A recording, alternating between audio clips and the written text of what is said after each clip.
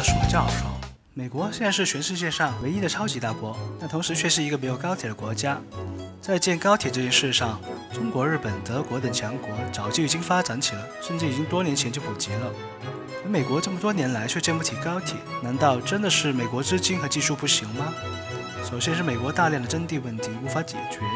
因为修铁路需要占用大量的土地，建设高铁对线路的要求更高。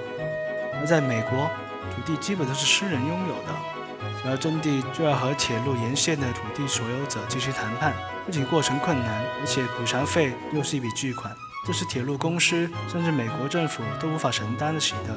也不想承担。这不像中国，土地都是国有的。其次，现在美国经济已经很发达，航空业日益完善，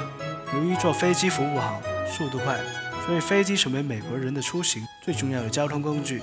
不管是飞国内还是出国，基本都会选择乘坐飞机，对高铁的需求不强烈。总的来说，美国人不是建不成高铁，而是人家压根儿就不想修高铁，